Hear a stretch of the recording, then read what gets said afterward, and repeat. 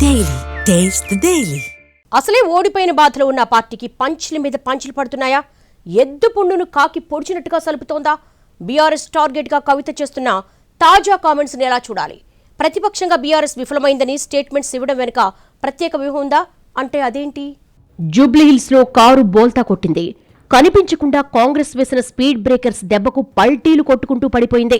తన సిట్టింగ్ సీట్ను ఎలాగైనా నిలబెట్టుకోవాలని చేసిన ప్రయత్నాలు వికటించాయి. పార్టీ వర్కింగ్ ప్రెసిడెంట్ కేటీఆర్ కాలికి బలపం కట్టుకుని తిరిగినా వర్కౌట్ అవ్వలేదు. అదంతా ఒక ఎత్తైతే ఇప్పుడు ఆ ఓటమిని మించిన బాధ మరొకటి తెగ సలుపుతోందట గులాబీ అధిష్టానాన్ని. ఆయన కొట్టినందుకు కాదు, తోటి కోడలు నవ్వినందుకు అన్నట్టుగా వ్యవహారం ఉందని అంటున్నారు పరిశీలకులు. జూబ్లీహిల్స్ లో పార్టీ ఓటమి ఒక ఎత్తైతే దాన్ని కోట్ చేస్తూ ఎమ్మెల్సీ కవిత ఎక్స్ లో మెసేజ్లు పోస్ట్ చేయడాన్ని ఇంకా జీర్ణించుకోలేకపోతున్నారట పార్టీ పెద్దలు. ఫలితం వెలువడ్డ గంటలోనే ఎక్స్ పోస్ట్ తో మొదలుపెట్టిన కవిత ఈ రోజు మెదక్లో డైరెక్ట్ అటాక్ చేశారు. ఫలితం వచ్చిన వెంటనే కర్మ హిట్స్ బ్యాక్ అంటూ పోస్ట్ చేశారు కవిత. ఎవరు చేసిన కర్మ వారికి తిరిగి కొడుతుందని అర్థం వచ్చేలా ఆమె పెట్టిన పోస్ట్ బీఆర్ఎస్ పెద్దలకు తగిలేలా ఉందంటున్నారు పరిశీలకులు. అంతటితో ఆకుండా ఇవాళ మెదక్లో నిర్వహించిన మీడియా సమావేశంలో పార్టీ సీనియర్ నేతలపై విరుచుకుపడ్డారామే. కేసీఆర్ కళ్లకు గంతలు కట్టి ఎన్నో రోజులుగా ఉంచలేరంటూ కామెంట్ చేశారు. గతంలో తన మీద ఆరోపణలు చేసిన Jagadish Reddy, party senior leaders Harish Rao, Prashant Reddy, Niranjan రెడ్డిని కూడా టార్గెట్ చేస్తూ మాట్లాడారు కవిత. ఇలా సరిగ్గా ఓడిపోయిన టైం చూసి కవిత బీఆర్ఎస్ మీద మళ్లీ దాడి మొదలు పెట్టడంతో అస్సలు తగ్గట్లేదుగా అన్నట్టుగా చర్చలు మొదలయ్యాయి. పార్టీ నుంచి బయటికెళ్లాక తర్వాత ఏ చిన్న అవకాశాన్ని వదులుకోని కవిత ఈ మధ్యకాలంలో కాస్త ఉధృతి తగ్గించారు. జాగృతి జనం బాట పేరుతో ప్రజల మధ్యనే తిరుగుతున్నారు. ఈ సమయంలో మరోసారి బీఆర్ఎస్ ను టార్గెట్ చేస్తూ మాట్లాడటం వెనుక పెద్ద వ్యూహమే ఉండి ఉండొచ్చంటున్నారు రాజకీయ పరిశీలకులు.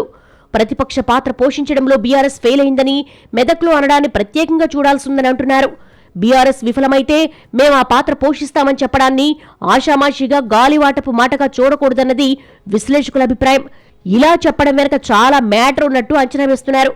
జాగృతి జనం బాట తర్వాత కవిత రాజకీయ పార్టీ పెడతారన్న చర్చ తీవ్రస్థాయిలో జరుగుతోంది. అదే నిజమైతే న్యూట్రల్ నాయకులతో పాటు ఇతర పార్టీల నుంచి కూడా పెద్ద సంఖ్యలో లీడర్స్, కార్యకర్తల్ని తీసుకోవాల్సి ఉంటుంది. రాష్ట్రంలో అధికారంలో ఉన్న కాంగ్రెస్, కేంద్రంలో పవర్లో ఉన్న బీజేపీ నుంచి వలసల్ని పెద్దగా ఆశించలేమన్న క్లారిటీ కవితకుంది. అదే సమయంలో తనకు బాగా తెలిసినా ఇన్ని రోజులు కలగలిసి తిరిగిన పార్టీ నుంచి కార్యకర్తలను ఆహ్వానించడం తేలికవుతుంది. అందుకనే బీఆర్ఎస్ ను విఫల పార్టీగా ముద్రవేసి వాళ్లు విఫలమయ్యారు కాబట్టి ప్రత్యామ్నాయం మేమేనని చెప్పాలనుకుంటున్నట్టుగా అంచనా వేస్తున్నారు. అలా గట్టిగా చెప్పడం ద్వారా బీఆర్ఎస్ మీద నమ్మకం కోల్పోయిన కొందరిని తన వైపునకు ఆకర్షించే వ్యూహం కూడా ఉన్నట్టుగా చెప్పుకుంటున్నారు.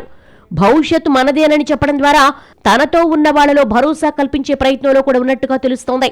పార్లమెంట్ ఎన్నికల్లో ఘోర పరాజయం తర్వాత ఎమ్మెల్సీ ఎన్నికల్లో పోటీ చేయలేదు బీఆర్ఎస్. ఇక జూబ్లీహిల్స్ ఉప ఎన్నికలో ఎలాగైనా గెలవాలనుకున్నా సాధ్యం కాలేదు. ఇలాంటి సమయంలో పార్టీ మళ్లీ పికప్ అవ్వాలంటే ఏం చెయ్యాలి అనుకుంటున్న బీఆర్ఎస్ అధిష్టానానికి కవిత షాక్ ఇచ్చేలా మాట్లాడటం అస్సలు మింగుడు పట్టం లేదట. ఈ విషయమే గులాబీ దళంలో కూడా తీవ్రస్థాయిలో చర్చ జరుగుతోంది. అధికారంలో ఉన్న వాళ్ళని విమర్శించాల్సింది పోయి ఇన్ని రోజులు ఉండి అన్ని అనుభవించిన పార్టీని కవిత టార్గెట్ చేయడం ఏంటన్న డిస్కషన్ నడుస్తోందట బీఆర్ఎస్ లో. అసలే ఉప ఎన్నిక ఓడిపోయిన బాధలో ఉన్న తమను కవిత గిల్లి మరీ ముళ్ళుతో గుచ్చుతున్నారని, మరింత డ్యామేజ్ చేస్తున్నారని అభిప్రాయపడుతున్నారట గులాబీ పెద్దలు.